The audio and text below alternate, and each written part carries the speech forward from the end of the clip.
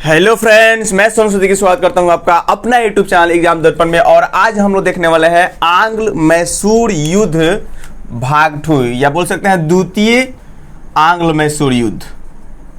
द्वितीय आंग्ल मैसूर युद्ध।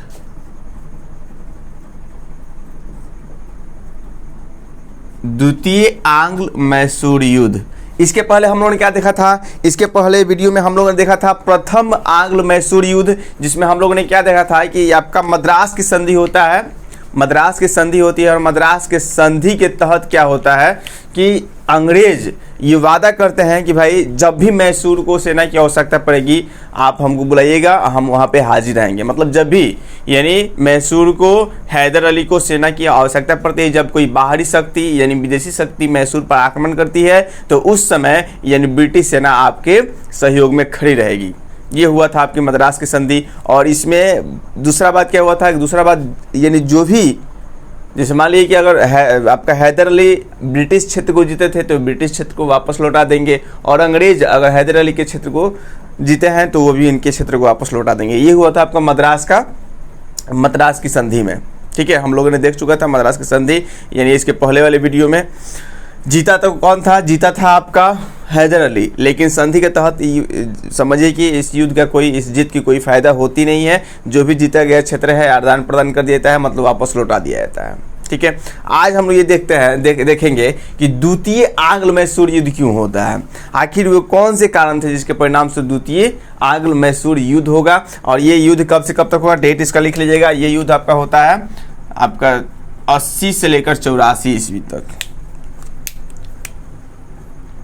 1780 में स्टार्ट होगा और 1784 तक ये युद्ध चलेगा। 1780 से 84। इसके पहले हम लोग थोड़ा सा एक मैप देख लेते हैं, जो अगली वीडियो में भी देखा था।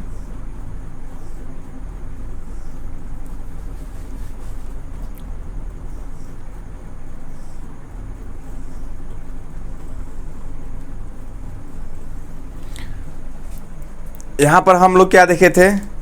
हम लोगों ने देखा था कि ये आपका जो क्षेत्र था पूर्व का कर्नाटक का क्षेत्र था। मान लीजिए ये कर्नाटक का क्षेत्र था, यहाँ पर त्रावणकोट था। ये जो क्षेत्र था ये कौन था? त्रावणकोट। ये जो आपका क्षेत्र पड़ रहा था ये आपका मैसूर का क्षेत्र था। ठीक है, ये आपका मैसूर था। और यहाँ पर हम लोग देखेंगे कि मैसूर में ही एक आपका क्या पड़ेगा, मैसूर में माहे था, और माहे पर फ्रांसीसी थे। फिर हम लोगों ने देखा था कि यहाँ जो आपका क्षेत्र है, जो आज का महाराष्ट्र का क्षेत्र है, जो आज का महाराष्ट्र का जो क्षेत्र है, यहाँ पर कौन थे? तो यहाँ पर मराठे थे। सपोजिट मान लीजिए यहाँ पर मराठे थे। आज के जो महाराष्ट्र का क्षेत्र पड़ता है यहाँ पर मराठे थे। और ये आपको स्पष्ट दिखाई देगा गोवा, एक छोटा सा क्षेत्र था जिस पर ये गोवा था। और उसके बाद हम देखेंगे यहाँ का जो क्षेत्र ये पड़ता था ये आपका ये हैदराबाद के निज़ाम के अंतर्गत था। ठीक है, आंध्र प्रदेश बोल सकते हैं हैदराबाद के निजाम के अंतर्गत था। अब देखिए थोड़ा सा हम लोग देख ले रहे हैं बंगाल की प्रेसिडेंसी कहाँ पर थी, अंग्रेजों की प्रेसिडेंसी कहाँ पर थी। तो एक देख सकते हैं अंग्रेजों की प्रेसिडेंसी यहाँ पर थी। ठीक है, पहला प्रेसिडेंसी वो काफ़ी विकसित हुआ था, काफ़ी फैला था। एक आपका बंगाल, बिहार और उड़ीसा, यानी तीनों बोल सकते हैं बंगाल, बिहार और उड़ीसा तीनों क्षेत्रों में क्या हुआ था, ये फैला हुआ था। मतलब बंगाल प्रेसिडेंसी। उसके बाद इनकी दूसरी प्रेसिडेंसी थी यहाँ पर मद्रास में। कहाँ बोल सकते हैं? तो मद्रास में यहाँ पर इनकी दूसरी प्रेसिडेंसी थी। ठीक है, अंग्रेजों की, ये आपका अंग्रेजों की प्रेसिडेंसी है।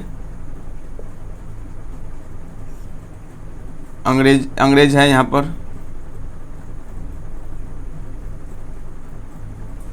और यहाँ पर भी अंग्रेज हैं, अंग्रेजों की दूसरी प्रेसिडेंसी।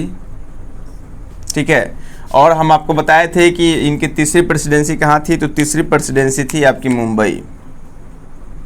ये आपका मान लीजिए मुंबई है, तो यहाँ पर इनकी तीसरी प्रेसिडेंसी थी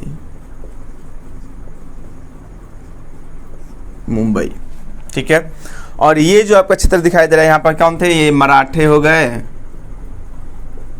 मराठे। यहाँ पे हैदराबाद के निजाम हो गए, यहाँ कौन थे, निजाम थे। और ये आपका मैसूर हो गया, और ये माहे है। यहाँ पर त्रावणकोट है।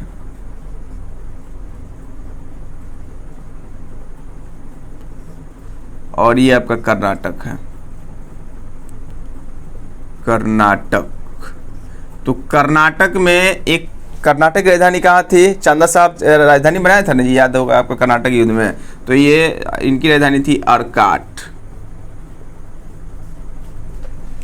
अब वो सिचुएशन कौन सा आता है, किस सिचुएशन के कारण, वो परिस्थिति कौन सी उत्पन्न होती है जिसके परिणाम स्वरूप हम देखेंगे द्वितीय आंग्ल मैसूर युद्ध होता है।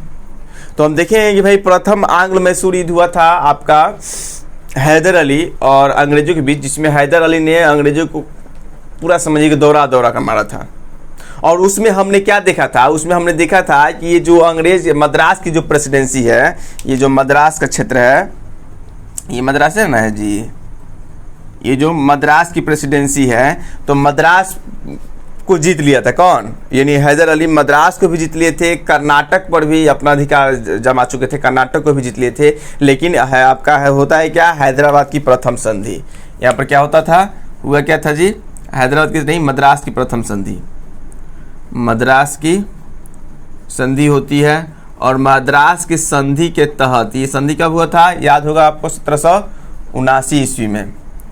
कब हुआ था, 1779 ईस्वी में होती है मद्रास की प्रथम संधि। 1779 ईस्वी में मद्रास की संधि होती है। और इस मद्रास के संधि के तहत क्या होगा कि आपको ये मद्रास पुनः किसको लौटा दिया जाएगा, अंग्रेजों को लौटा दिया जाएगा। ठीक है, मद्रास की संधि के तहत क्या होता है, 1779 ईस्वी में ही ये समझिए कि आपका जो मद्रास जीता गया क्षेत्र था, ये अंग्रेजों को क्या कर देंगे, पुनः लौटा देंगे।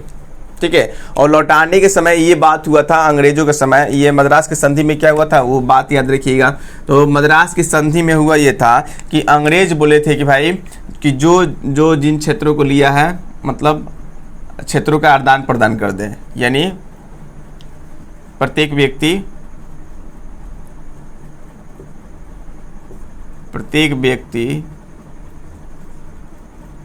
एक दूसरे के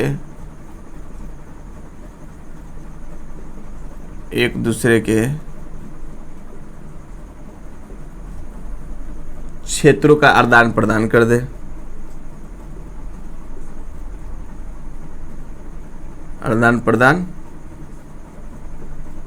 हम चल रहे हैं कहाँ से, ये जो आपका प्रथम आंग्ल मैसूर युद्ध हुआ था और उसमें जो संधि हुई थी, हम उसके बारे में बता रहे हैं, उसके बाद हम बताएंगे आपके द्वितीय आंग्ल मैसूर युद्ध, क्योंकि यही कारण था।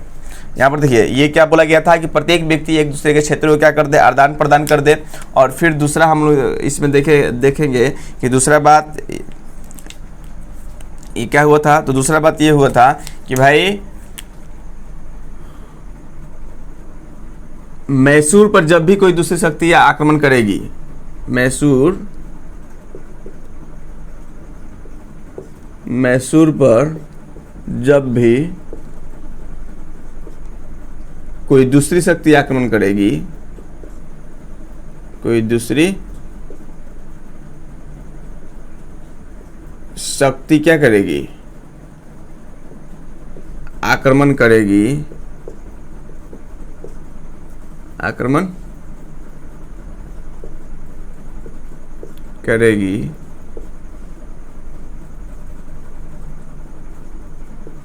तो ब्रिटिश सेना मैसूर के लिए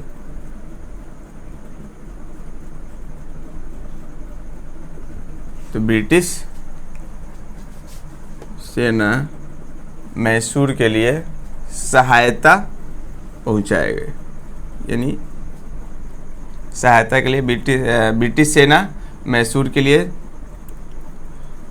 के सहायता के लिए मैसूर की सहायता के लिए तत्पर रहेंगे।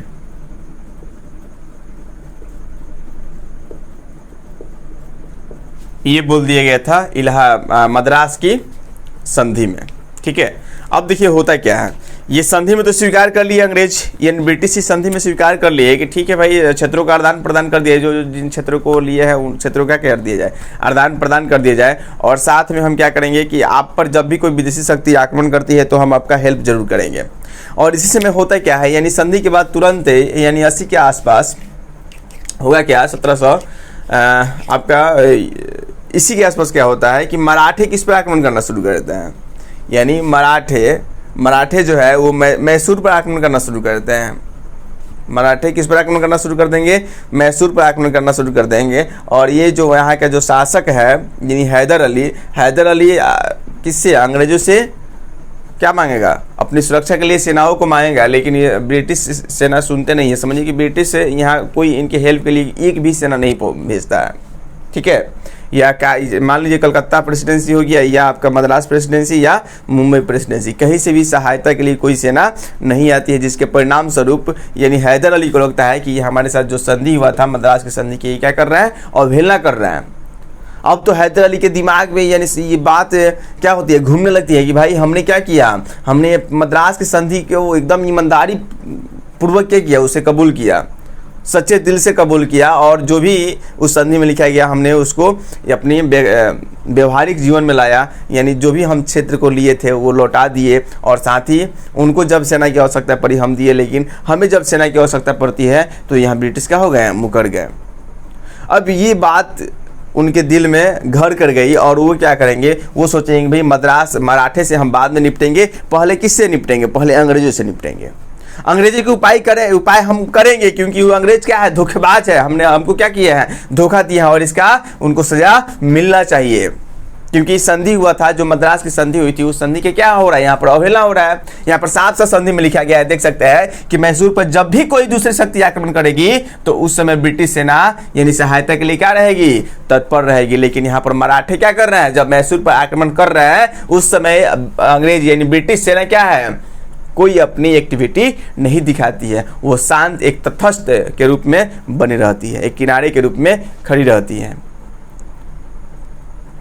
अब क्या होगा, अब थोड़ा सा देखिए, अब ये सोचेंगे मैसूर यानी हैदर अली सोचेंगे भाई कि युद्ध अब क्या करना पड़ेगा, युद्ध तो ब्रिटिश से करना ही पड़ेगा, चाहे उसके लिए कुछ भी हो जाए। ठीक है, इसी बीच होता क्या है, हम देखेंगे कि वारेन हेस्टिंग रेगुलेटिंग एक्ट यानी देखेंगे 79 की ये संधि हुई थी, 79 और 72 से 73। अब इस समय होता क्या है, वो कौन आया था जी आपका, हम देखेंगे कि यहाँ पर आएगा वारेन हेस्टिंग। कौन आएगा जी, तो वारेन हेस्टिंग। और वारेन हेस्टिंग जो आया तो वो क्या करता है, हम देखेंगे कि वारेन हेस्टिंग जब आता है तो उस समय क्या होगा, आप स्पष्ट रूप से देख सकते हैं कि वारेन हेस्टिंग आएगा। तो हम देखेंगे पहले एक बात यहाँ पर याद रखिएगा, यहाँ पर तो वो हेल्प नहीं किए, चलिए उसको वहीं पर रहने दीजिए, हेल्प नहीं किए कोई बात नहीं। हम देखेंगे कि 72 में 1772 के आसपास क्या हुआ था, वहाँ से थोड़ा सा एक कहानी हम लेते हैं, उठाते हैं। 1772 ईस्वी में हम देखेंगे वारेन हेस्टिंग भारत आ चुका था। वो गवर्नर कौन है, 72 से 73 में कौन आ गया था, वारेन हेस्टिंग। अब एक कारण था जिसे कारण ये आपका मैसूर में भाग नहीं लिए, उसको थोड़ा सा हम देख लेते हैं। 1772 से 73 में क्या हो गया था, ये आपका वारेन हेस्टिंग क्या हो गया था, रेगुलेटिंग एक्ट भारत आ गया था, और रेगुलेटिंग एक्ट के तहत वारेन हेस्टिंग भारत का गवर्नर, इसके पहले गवर्नर का पद था, लेकिन वारेन हेस्टिंग पहला जो था ये गवर्नर जनरल बनता है। क्या करता है, यानी पहला व्यक्ति था जो क्या बनता है, गवर्नर जनरल, बंगाल का गवर्नर जनरल। ठीक है, गवर्नर जनरल, भारत का मत बोल दीजिएगा, ठीक है, क्योंकि पूरे भारत इसके अधीन नहीं है। तो हम देखेंगे कि 72 से 73 ईस्वी में रेगुलेटिंग एक्ट आता है, और उसके तहत यानी वारेन हेस्टिंग को पहला गवर्नर जनरल के पद पर नियुक्त कर दिया जाता है। ठीक है, ये पहला बंगाल का गवर्नर जनरल था। इसके पहले केवल क्या थे, इसके पहले सभी लोग गवर्नर थे, जनरल कोई नहीं था। ठीक है, चाहे रॉबर्ट क्लाइव हो गया या डलहौजी हो गया, उधर देखेंगे ये सब लोग क्या थे, तो ये आपका गवर्नर, केवल गवर्नर थे, और वारेन हेस्टिंग क्या होता है, पहला गवर्नर जनरल बनकर बना जाता है। और इस समय हम लोग देख रहे हैं अंग्रेज क्या हो रहे थे। इस समय हम देखेंगे कि अमेरिका में इसी समय के आसपास अमेरिका में क्या हो रही थी, अमेरिका में क्रांति हो रही थी। और अमेरिकी जब क्रांति हो रही थी, अमेरिकी क्रांति जब हो रही थी, तो अमेरिका में जो क्रांति हो रहा था, अमेरिका में कौन पराजित हो रहे थे, अमेरिका में हम लोग देखेंगे विश्व इतिहास के परिप्रेक्ष्य में देखा जाए तो अमेरिका में क्रांति हो रही थी इसके आसपास, यानी हम देखेंगे 76 में अमेरिका क्या हो गया, स्वतंत्र हो गया। तो इस समय क्या हो रहा था कि अमेरिकी क्रांति हो रही थी, और अमेरिकी क्रांति में ब्रिटेन यानी अंग्रेजों की शर्मनाक हार हुई थी, शर्मनाक हार हो रही थी।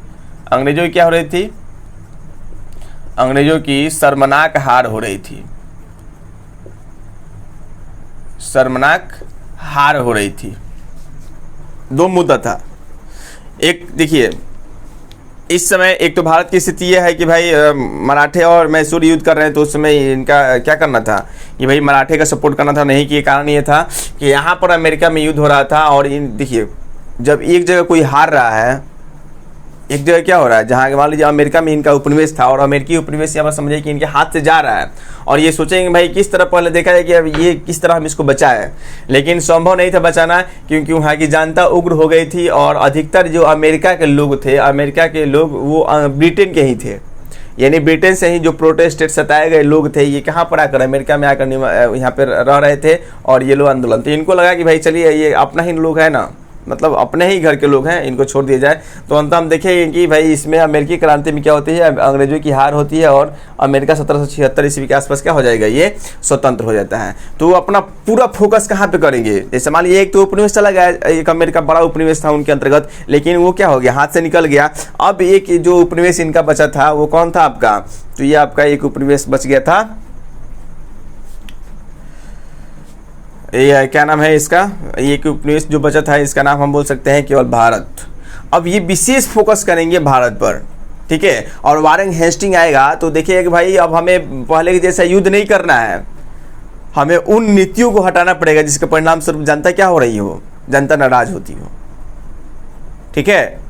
और ये आते आते वारेन हेस्टिंग क्या करेगा, जो बंगाल में यानी बक्सर युद्ध के बाद हम लोग देखेंगे, बक्सर युद्ध के बाद बंगाल में क्या था, यानी बक्सर युद्ध के बाद से ही हम देखेंगे कि जब बक्सर युद्ध हुआ था, तो बक्सर युद्ध 1764 ईस्वी में हुआ था, तो 1764 ईस्वी के बाद से ही बंगाल में क्या कर दिया गया था, बंगाल में हम देखेंगे कि द्वैध शासन स्थापित कर दिया गया था, द्वैध शासन स्थापित कर दिया गया था, ठीक है। निजामत था निजामों के पास और दीवानी थी अंग्रेजों के पास। इस तरह से इसमें दो तरह के शासन थे, एक निजामत था और एक दीवानी थी। तो निजामत मतलब वो जनता के कार्य वगैरह जो भी इसके अंतर्गत आता था, ये इसको कौन संभालता था, तो निजाम इसको देखते थे। लेकिन दीवानी कौन वसूलता था, तो दीवानी वसूलते थे कंपनी।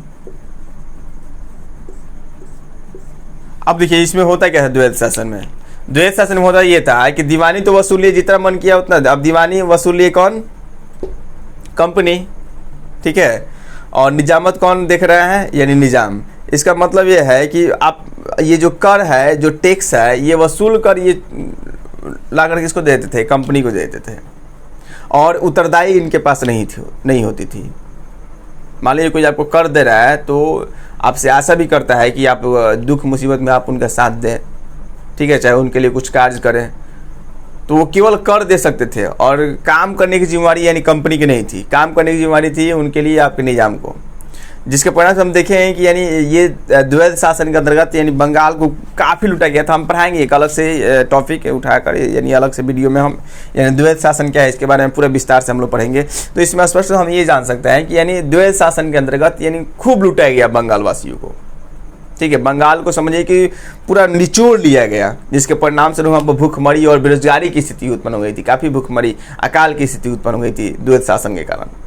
तो वारेन हेस्टिंग जब आता है भारत, तो ये देखता है कि भाई यहाँ पर मतलब ज़्यादा हम शोषण करेंगे लोगों को, तो जिस प्रकार अमेरिका के लोग यानी खड़े हो गए हमारे विरुद्ध में, तो फिर ऐसा ना हो कि भारत के लोग भी हमारे विरुद्ध खड़े हो जाएं। और इसलिए आते आते क्या करता है, आएगा और जो आपका द्वैध शासन चल रहा था, द्वैध शासन क्या कर देगा, समाप्त करेगा। और यहाँ पर यानी कंपनी के शासन स्थापित की जाएगी। द्वैध शासन निजाम के शासन को समाप्त कर दिया जाएगा और कंपनी यहाँ पर क्या करेगी, शासन करेगी।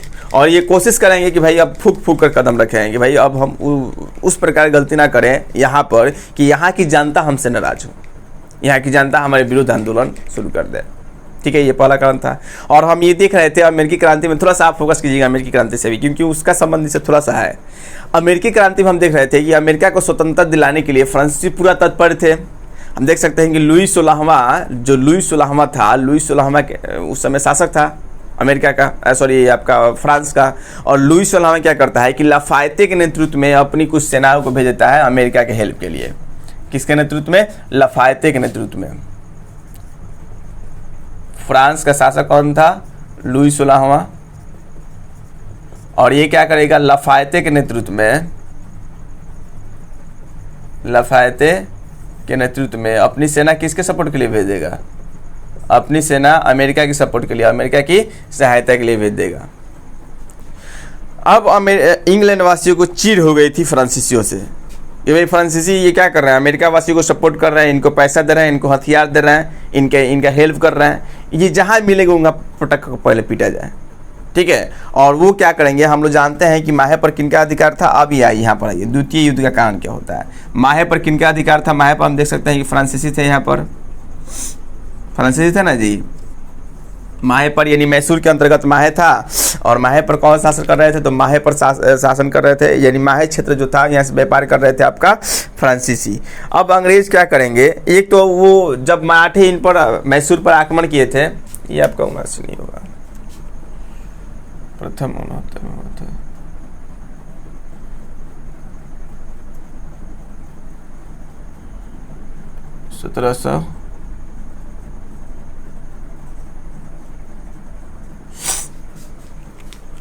अब यहां पर देखिए क्या होता है।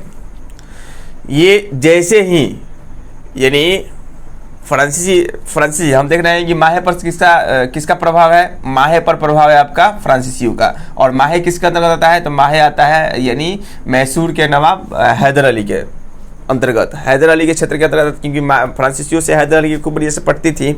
ठीक है, अब ये क्या करेंगे अंग्रेज? देखिए दुश्मनी यहाँ से अमेरिका से उठकर कहाँ आ रही है? यहाँ पर आ रही है फ्रांसीसियों की। अब अंग्रेज क्या करेंगे कि डायरेक्ट रूप से ये युद्ध कर देंगे, कहाँ से? उठ कर आएंगे और आक्रमण कर देंगे फ्रांसीसियों की जो क्षेत्र थी माहे पर। किस पर? यानी माहे पर बोल सकते हैं, माहे पर आक्रमण कर देंगे। कब? अब तो माहे पर आक्रमण करते हैं ये 79 ईस्वी में, 1779 ईस्वी में। 1779 ईस्वी में माहे पर क्या कर देंगे? आक्रमण कर देंगे। अब बताइए कि ये क्षेत्र किसके अंतर्गत है? माहे है आपके मैसूर के अंतर्गत, यानी आपका बोल सकते हैं हैदर अली के अंतर्गत। अब मान लीजिए कि हैदर अली के रहते हुए आप उनके क्षेत्र पर, चाहे वो किसी को भी दिए हो, तो उनके रहते हुए आप उसके क्षेत्र पर आक्रमण करके आप हथियार लेंगे, तो ये हैदर अली को मंजूर होगा? नहीं ना होगा जी। ये संभव नहीं है कि हैदर अली से स्वीकार करेगा। और हैदर अली यानी इसको क्या करेगा? अपने विरुद्ध समझेगा, और वो क्या करेगा? डायरेक्ट रूप से अब इन पर आक्रमण करना शुरू कर देगा। बस समझ आ रहा है? देखिए आप मान लीजिए कि मैसूर के अंतर्गत था माहे। अब माहे से व्यापार कौन कर रहे हैं? यानी माहे पर समझ सकते हैं फ्रांसीसी कोठिया थी, व्यापारी कोठिया थी। और अंग्रेज क्या करते हैं? यानी बिना मैसूर से यानी हैदर अली से पूछे बात किए डायरेक्ट क्या कर देंगे? माहे पर आक्रमण कर देंगे और उसे जीत लेंगे, उसे फ्रांसीसियों से छीन लेंगे। अब ये होगा नाराज, कौन? हैदर अली। हैदर अली होगा नाराज, और ये क्या करेगा? रचेगा एक कूटनीतिक चाल चलेगा। हैदर अली क्या करेगा? ये काफ़ी कूटनीतिक था, और कूटनीति का प्रयोग करते हुए ये अपने कूटनीति का प्रयोग करते हुए कूटनीतिज्ञ, हम लोग जानते हैं कि काफ़ी कूटनीतिक था, और अपने कूटनीतिक का परिचय देते हुए क्या करेगा कि मराठे जो उनके दुश्मन थे उससे भी संधि कर लेगा। यानी ये आप देखिएगा मराठे को मिला लेगा अपने में। ठीक है, ये क्या करता है? मराठे को हम देख सकते हैं, मराठे या प्लस कौन? निजाम, दोनों को अपने अंतर्गत बुला लेगा। कूटनीति का परिचय देते हुए मराठे हो गए और निजाम हो गए, दोनों को अपने साथ मिला लेगा और दोनों को अपने साथ मिलाने के बाद ये क्या करेगा कि आक्रमण कर देगा। कौन? एक तो हम देख सकते हैं हैदर अली, मराठे और निजाम, ये पुनः आक्रमण कर देंगे कर्नाटक पर। ठीक है, क्योंकि कर्नाटक पर बैकपाइट कोठियाँ किनकी थी? अंग्रेजों की। और ये पुनः किस पर आक्रमण कर देते हैं? तो पुनः ये आक्रमण कर देते हैं कर्नाटक पर। और कर्नाटक पर आक्रमण करने के बाद ये क्या कर लेंगे भाई? तो कर्नाटक पर आक्रमण करने के बाद हम देखेंगे कि उसको जीत लेते हैं। ठीक है, और यहाँ पर एक यहाँ पे लड़ रहे थे इनकी सेना, जो अंग्रेजों की सेना थी, कर्नल वेली, जो कर्नाटक पर लड़ रहे थे ना, कर्नल वेली। अंग्रेजों की तरफ से कौन लड़ रहे थे? तो अंग्रेजों की तरफ से लड़ रहे थे कर्नल वेली। यहाँ पर देखेंगे कि अंग्रेजों की तरफ से लड़ रहे थे, अंग्रेज सेनापति कौन थे? तो अंग्रेज सेनापति थे कर्नल वेली। कर्नल वेली, कर्नल वेली, कर्नल वेली क्या हो जाएंगे? हार जाएंगे। कर्नल वेली यहाँ से हार जाएंगे। तब वारेन हेस्टिंग क्या करेगा? वारेन हेस्टिंग किसको भेजेगा? वारेन हेस्टिंग भेजता है, अभी अधिकार तो हो गया, हार तो गया है, लेकिन वारेन हेस्टिंग कहाँ मानने वाला है? ये तो बोलता है ये तो अमेरिका हमारे हाथ से निकल ही गया, अब भारतों को हम छोड़ दें, संभव नहीं है। अब ये क्या करेगा? काफ़ी मजबूत यानी दृढ़ शक्ति को, दृढ़ इच्छा शक्ति को जाहिर करते हुए क्या करेगा? आयरकुट के नेतृत्व में सेनाओं को भेजेगा। किसके नेतृत्व में भेजेगा? आयरकुट के नेतृत्व में अपनी सेनाओं को भेजेगा। बंगाल से रवाना करेगा कि भाई तुम जाओ। कहाँ जाओ? मतलब इधर से आएंगे, हम इधर से बुलाना है, इधर से नहीं, चलिए इधर से बुलाइए इनको। तो ये बंगाल से, बंगाल जो प्रेसिडेंसी थी, यहाँ से सेनाओं को भेजेंगे। कौन आएगा इधर से? तो हम देखेंगे कि इधर से आएंगे आयरकुट। कौन आएंगे? तो इधर से आते हैं, आपका बंगाल प्रेसिडेंसी से आता है आयरकुट।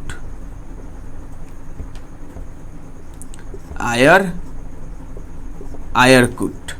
अब देखिए आयरकुट आएगा तो ये हैदर अली से भी क्या था? बड़ा कूटनीतिज्ञ था।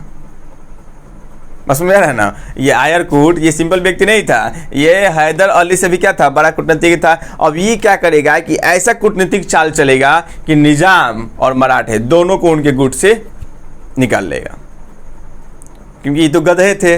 ये अगर सही होते तो मैसूर युद्ध में हारता ही नहीं। ये मराठे और निजाम ये दोनों पैसे के लालच में थे, जहाँ से ज़्यादा ऑफर मिला उधर टपक गए।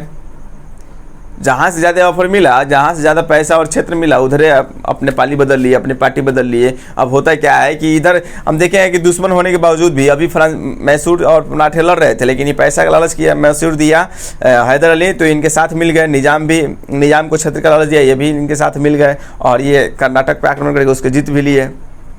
अब एकाएक क्या होता है? एकाएक ये दोनों यानी हैदर अली को छोड़कर किसको छोड़कर, यानी ये हैदर अली को छोड़कर मराठे और निजाम ये किसके साथ जाकर मिल जाएंगे? आयरकुट के साथ जाकर मिल जाएंगे।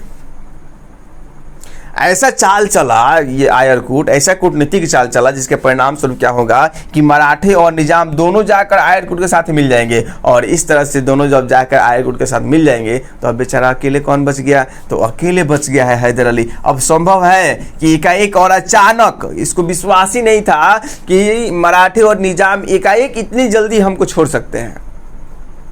अरे भाई कुछ समय होता तो अपने सेनाओं को सुदृढ़ करता, लेकिन अभी तो तैयार ही नहीं हुआ था। उसको ये मालूम था कि हम लोग 3 आदमी मिलकर यानी सबकी सम्मिलित सेना है, और एकाएक क्या होता है कि मराठे और निजाम ये दोनों ही यानी पाली बदल लेते हैं और ये किसके साथ जाकर मिल जाते हैं? आयरकुट के साथ आकर मिल जाते हैं। मराठे प्लस निजाम ये तीनों मिलकर क्या करेंगे? फिर हैदर अली पर आक्रमण कर देते हैं। किस पर? तो देखेंगे मैसूर पर, यानी वहीं हैदर अली पर आक्रमण कर देंगे। और हैदर अली इस युद्ध में क्या हो जाएगा? तो हम बोल सकते हैं कि द्वितीय आंग्ल मैसूरी जो 1780 ईस्वी में हुआ था, 1780 ईस्वी से लेकर 84 ईस्वी चला था। 1780 से 84 सेकेंड मैसूर युद्ध।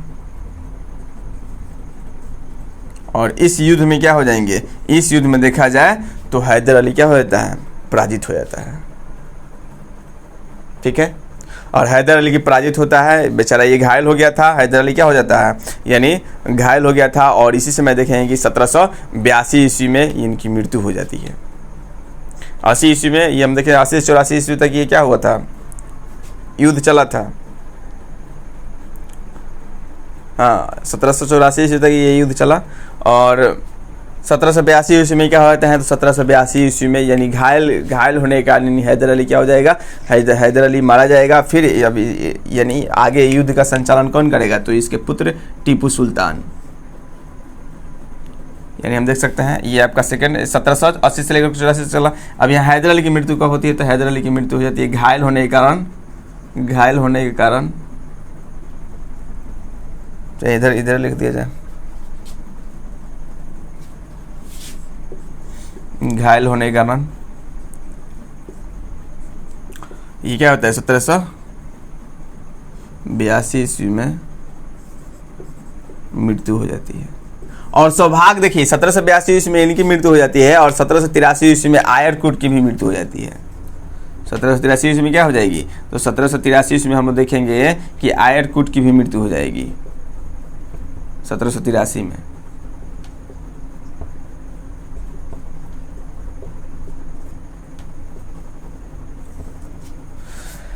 सत्रह सौ बयासी में कौन मारा गया, 1782 ईस्वी में मारा गया आपका, मतलब घायल हो गया था, जिसके परिणाम स्वरूप हैदर अली की मृत्यु हो जाती है। तो देख सकते हैं 1780 से 84 यानी जो डेट बुलाया था ऐसे, जो आपका द्वितीय आंग्ल मैसूर युद्ध हुआ, इसमें क्या हो गया, हैदर अली तो पराजित हुआ, क्योंकि एकाएक ये दोनों गुट क्या हो गए थे, मराठे और निजाम बदल चुके थे बीच में ही। एक बार इनके साथ लड़े और कर्नाटक को जीत लिया, फिर कर्नाटक में जीतने के बाद ये जाकर मिल गए किसके साथ, यानी आयरकुट के साथ, जिसके परिणाम स्वरूप फिर ये क्या हो जाता है, हार जाता है। और उसमें हैदर अली क्या होती है, हैदर अली घायल हो जाते हैं, जिसके परिणाम स्वरूप यानी 1782 ईस्वी में इनकी मृत्यु हो जाएगी। और ठीक अगले साल यानी प्रकृति मृत्यु यानी 1783 ईस्वी में किनकी हो जाती है, आपका आयरकुट की भी मृत्यु हो जाती है। अब दोनों तरफ से दो व्यक्ति लड़ने वाले थे, दोनों क्या हो गए, मारे गए, देख सकते हैं। यानी हैदर अली भी मर गया और आयरकुट भी क्या हो गया, मर गया। अब क्या होगा कि नए नए लोग आएंगे, इधर से आएगा आपका बोल सकते हैं यानी हैदर अली के पुत्र टीपू सुल्तान। अब अगला शासक कौन होगा, तो हैदर अली का जो पुत्र था, पुत्र उसका क्या नाम था, टीपू सुल्तान। टीपू सुल्तान जब राजा बनेगा तो इनको लगे भाई कि अभी हम नए नए आए हैं, अभी डायरेक्ट अभी शासक बने हैं, अभी युद्ध करना ठीक ठाक नहीं है। ये भी काफ़ी दूरदर्शी था, अपने पिता ही की तरह क्या था, काफ़ी ये उतना तो कूटनीतिक नहीं था हैदर अली के जैसा, लेकिन ये दूरदर्शी था और युग शासक था। इसमें वो क्षमता थी, ये डरता नहीं था, निडर था, समझिए कि एक शेर की तरह था वो। मतलब ये सभी शासक के गुण थे, केवल एक कूटनीतिक अपने पिता की अपेक्षा इनके पास कम थी। जैसे कि पाली बदलना मतलब कि किस तरह यानी अपने पड़ोसियों को खुश करना है और अपने में मिलाना है, ये बेचारा नहीं जानता था, जिसके परिणाम स्वरूप इनकी भी क्या हो जाएगी, बाद में हम देखेंगे पतन हो जाएगी। अब ये क्या करेगा भाई, युद्ध सोचेगा भाई अभी हम लोग शासक बने हैं और युद्ध करना क्या ठीक नहीं है, तो ये क्या करेगा, मंगलौर की संधि कर लेगा अंग्रेजों के समय। अब अंग्रेज भी सोचेंगे कि भाई हम अभी आयरकुट की भी मृत्यु हो गई है और अभी युद्ध किए हैं हम लोग, अब फिर युद्ध करना ठीक नहीं है, वो भी संधि करना चाहते थे। और इधर अंग्रेज भी आपके मतलब टीपू सुल्तान भी क्या करना चाहता था, ये भी संधि करना चाहता था। तो होती है क्या, मंगलौर की संधि होती है। क्या होती है, मंगलौर की संधि होती है 1784 ईस्वी में। हम लोग देखेंगे टीपू सुल्तान और अंग्रेजों के बीच, टीपू सुल्तान vs अंग्रेज, टीपू सुल्तान और अंग्रेजों के बीच क्या होगा, एक संधि होगी, मंगलौर की संधि। मंगलौर की संधि होती है और इस संधि के तहत क्या होगा, हम देखेंगे कि भाई वही संधि सब में वही बात थी, आदान प्रदान करना और सहायता करना एक दूसरे की, बस ये बात याद रखना है। अब देखिए मंगलौर की संधि तो हो जाती है, लेकिन ब्रिटिश यानी कुछ दिन के लिए संधि के कारण क्या होगा, युद्ध टलेगा, ठीक है। लेकिन फिर हम देखेंगे कि कुछ ऐसी परिस्थितियां उत्पन्न होगी जिसके परिणाम स्वरूप आपका तृतीय आंग्ल मैसूर युद्ध भी प्रारंभ हो जाएगा। तो वीडियो काफ़ी लंबी हो गई है, इसलिए हम चाहेंगे कि भाई आज इतना ही रहने दिया जाए, फिर हम अगले वीडियो में देखेंगे तृतीय और चतुर्थ आंग्ल मैसूर युद्ध। उम्मीद है कि आपको ये वीडियो काफ़ी पसंद आई होगी। अगर ये वीडियो पसंद आई है तो कृपया करके आप जितना हो सके उतना लाइक कीजिए, शेयर कीजिए और हमारे चैनल को सब्सक्राइब कीजिए। जय हिंद दोस्तों, फिर मिलते हैं अगले वीडियो में, तब तक के लिए धन्यवाद।